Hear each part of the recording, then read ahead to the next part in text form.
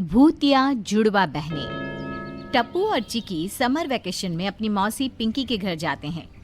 लेकिन भरतपुर गांव का अलग ही अपना कानून है, जहां मर्दों का घर से बाहर जाना मना है। यहां औरतें बाहर का काम करती हैं, वहीं मर्द घर के सारे काम करते हैं। मौसी, आज हम घूमने चलेंगे। गांव देखने का बहुत मन हो रहा है। शहर में ये सब कहाँ जो गांव में है। हरी भरी वादियाँ, ये खेत, ये सब देखने नहीं मिलता। बेटा, तू बाहर नहीं जा सकता है। चिकी को हम कल अपने साथ ले जाकर गांव दिखा देंगे और तुम चिकी से सुन लेना। और इतनी बड़ी खिड़की तो है यहाँ, तुम यहाँ बैठकर भी बहुत कुछ देख सकोगे। नहीं, मुझे देखना है बस। हम यहाँ घूमने आए हैं मौसी। चिक्की घूम सकती है तो फिर मैं क्यों नहीं? मौसी, इसे भी ले चलेंगे तो क्या हो जाएगा? हम सब खूब मजे करेंगे।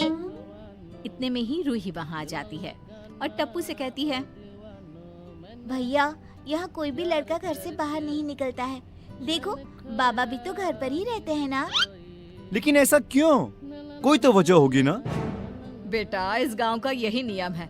सभी मर्द अपने घरों में ही रहते हैं, उनका बाहर जाना मना है। तभी तो हम खेत पर जाते हैं और रूही के पापा घर में खाना बनाते हैं। लेकिन ऐसा क्यों मौसी? कोई तो वजह होगी। हाँ, बरसों पुरानी बात है। इस गांव में अचानक एक औरत सफेद कपड़ों में घूमती नजर आने लगी थी। एक रात जब मुखिया जी ने उसे देखा तो पता चला कि वो गर्भवती है। ए औरत, तू यहाँ इस हालत में घूमती रहती है?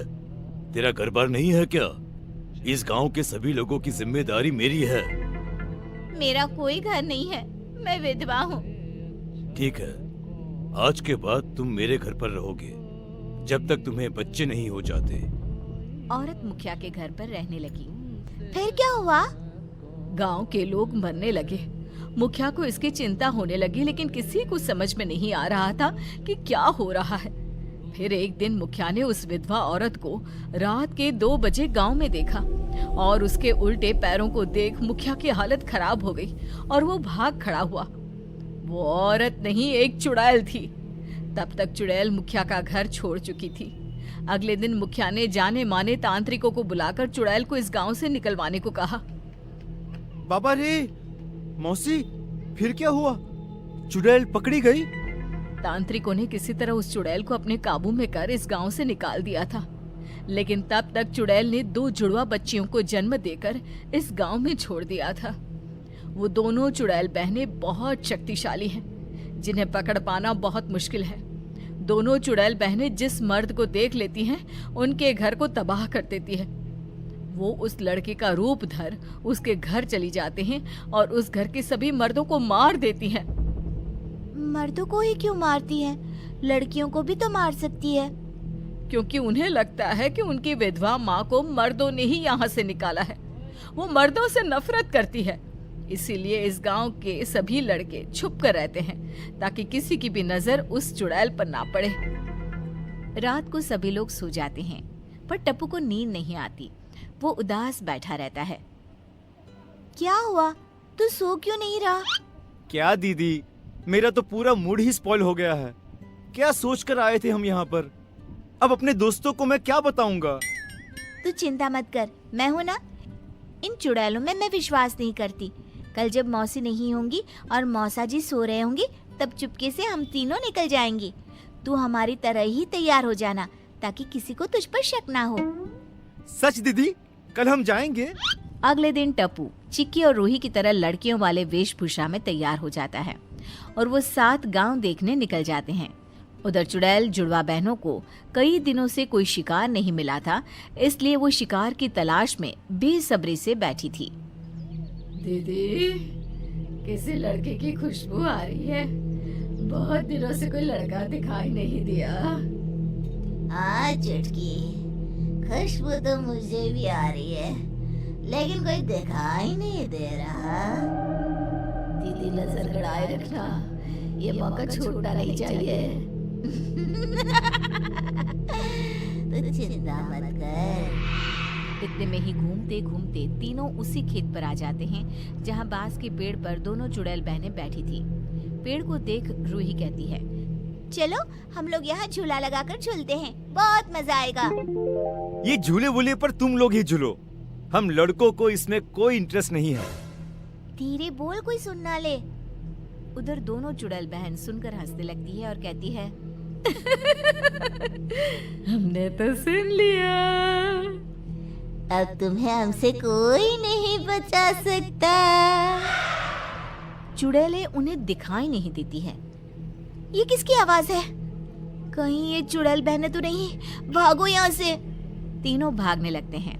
तभी दोनों चुड़ैल बहनें टप्पू को पकड़ लेती हैं। हमारी नजर से बच पाना आसान नहीं है, चाहे कितना भी रूप बदल लो। चुटकी, तू इसे अपने साथ रख, मैं इसका रूप लेकर खून पीती हूँ कुछ लोगों का। नहीं दीदी, मुझे जाने दो ना, बहुत दिन हो गए खून पिए हुए। ठीक है, तू ही चली जा। चुड़ैल बहन टप्पू की शक्ल लेकर रूही और चिकी के पीछे पीछे भागती है। इधर दूसरी चुड़ैल टप्पू को अपने साथ पेड़ पर ले जाती है। टप्पू की शक्ल में चुड़ैल चिकी से कहती है, दीदी जल्दी भागो, कहीं चुड़ैल हमें पकड़ ना ले। भागते भागते वे तीनों घर पहुंच जाते हैं और चुपचाप सो जाते हैं।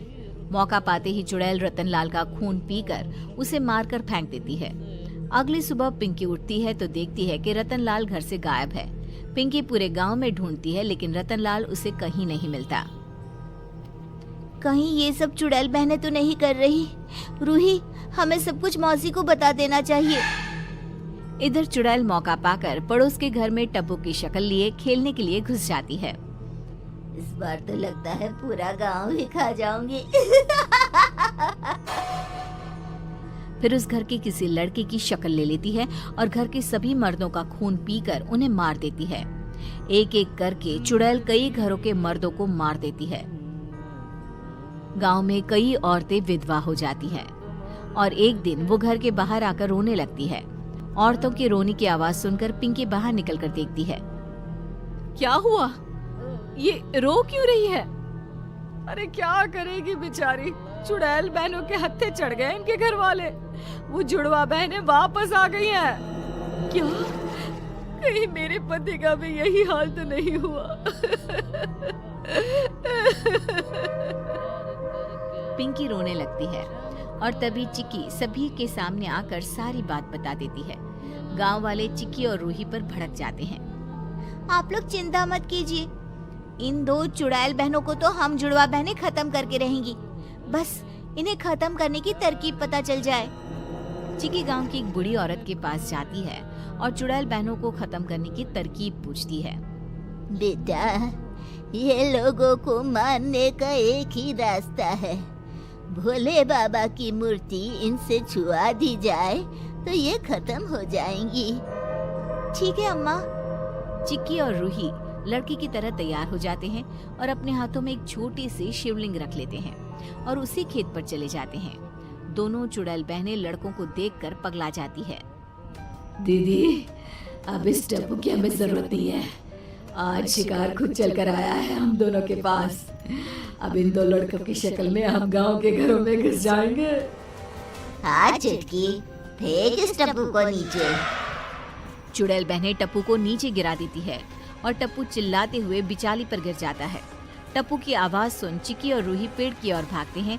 तभी चुड़ैल बहनें उनके सामने आकर खड़ी हो जाती हैं। लगता है गांव में तुम नए आए हो, तभी किसी ने तुम्हें यहाँ के बारे में नहीं बताया। अब आ गए हो तो जाओगे नहीं बच के। चुड़ैल बहनें उन दोनों को मारने के लिए तैयार होती ही हैं। तभी मौका पाते ही चिक्की और रूही अपने हाथों की शिवलिंग उनके माथे पर रख देती हैं और दोनों भस्म हो जाती हैं। चिक्की टप्पू को वापस ले जाकर पिंकी के पास चली जाती है। पूरा गांव चिक्की और रूही की तारीफ के पुल बांध देता है और उनकी वाहवाही करता है और चिक्की वापस शहर लौट आती है टप्पू के साथ।